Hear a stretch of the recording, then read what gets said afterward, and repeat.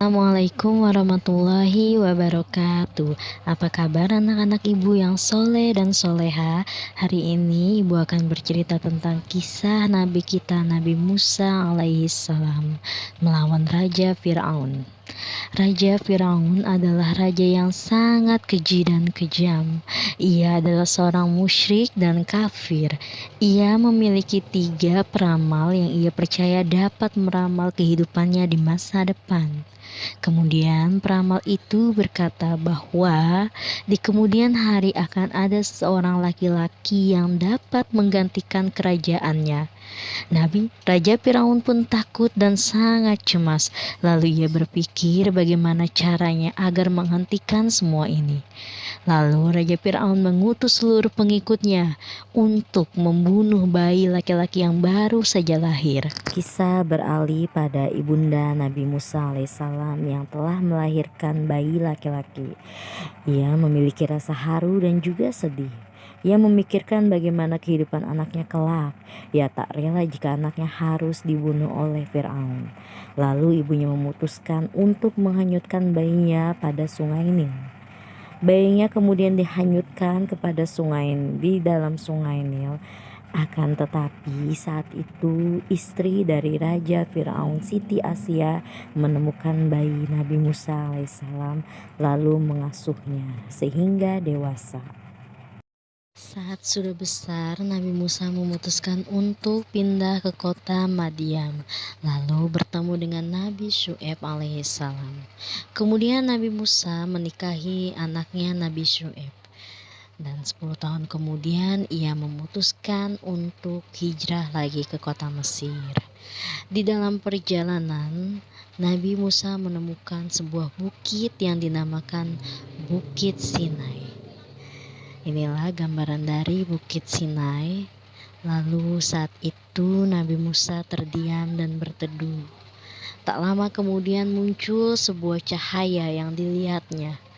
Lalu tertegun dan terdiam apa yang ia lihat. Cahaya itu datang dari kejauhan, lalu Nabi Musa menemui cahaya tersebut. Dan cahaya itu datangnya dari Allah Subhanahu wa Ta'ala. Dan dari sinilah mukjizat yang Allah turunkan kepada Nabi Musa alaihissalam. Lalu apakah mukjizat yang diturunkan oleh Allah Subhanahu wa Ta'ala?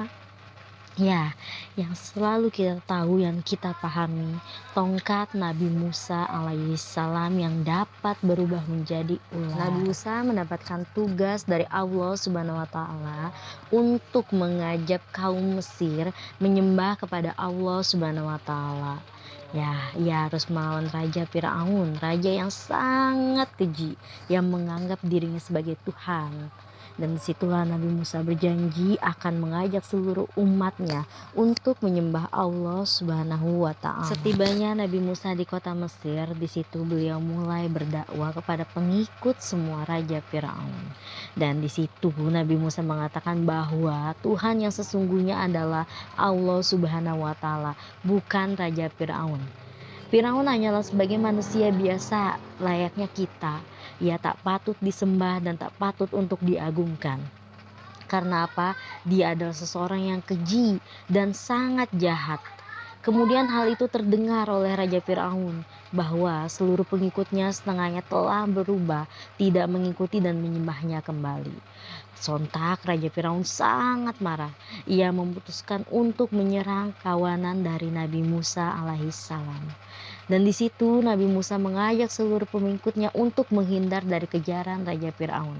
Nabi Musa memerintahkan semua untuk menyiapkan pasukannya, dan di situ Firaun mulai sangat marah dan menyiapkan semua pasukannya untuk melawan Nabi Musa. Saat itu ketegangan pun dimulai. Semua pengikut Nabi Musa lari menuju Lautan Merah. Di tengah Lautan Merah mereka dikepung oleh pasukan Raja Firaun. Kemudian di situ Nabi Musa mengeluarkan semua mukjizat dari Allah Subhanahu wa Ta'ala. Nabi Musa dapat mengubah tongkatnya menjadi seekor ular. Lalu Nabi Musa memotongkan sebuah lautan dengan tongkatnya. Alangkah terkejut dan ajaibnya, Nabi Musa dapat membelah lautan yang dapat dilalui oleh pengikut Nabi Musa alaihissalam. Namun seketika pengikut Firaun mengikuti laju tersebut.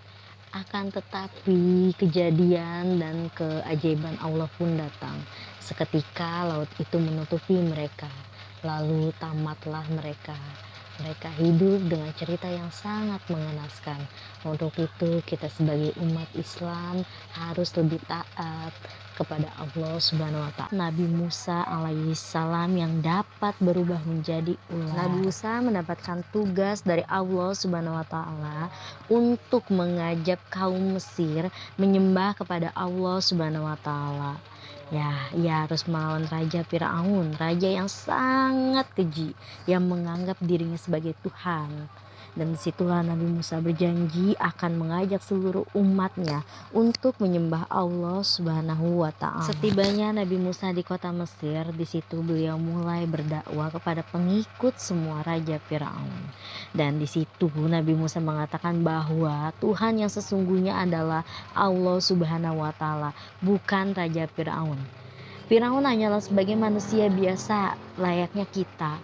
Ia tak patut disembah dan tak patut untuk diagungkan. Karena apa? Dia adalah seseorang yang keji dan sangat jahat. Kemudian hal itu terdengar oleh Raja Firaun bahwa seluruh pengikutnya setengahnya telah berubah, tidak mengikuti dan menyembahnya kembali. Sontak Raja Firaun sangat marah. Ia memutuskan untuk menyerang kawanan dari Nabi Musa alaihissalam. Dan di situ Nabi Musa mengajak seluruh pengikutnya untuk menghindar dari kejaran Raja Firaun. Nabi Musa memerintahkan semua untuk menyiapkan pasukannya, dan di situ Firaun mulai sangat marah dan menyiapkan semua pasukannya untuk melawan Nabi Musa. Saat itu ketegangan pun dimulai. Semua pengikut Nabi Musa lari menuju Lautan Merah. Di tengah Lautan Merah mereka dikepung oleh pasukan Raja Firaun.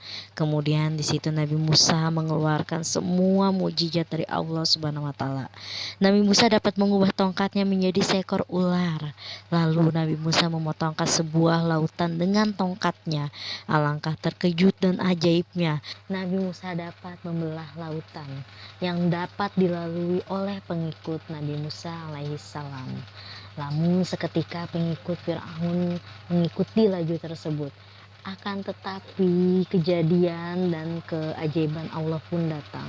Seketika laut itu menutupi mereka. Lalu tamatlah mereka. Mereka hidup dengan cerita yang sangat mengenaskan. Untuk itu kita sebagai umat Islam harus lebih taat kepada Allah Subhanahu wa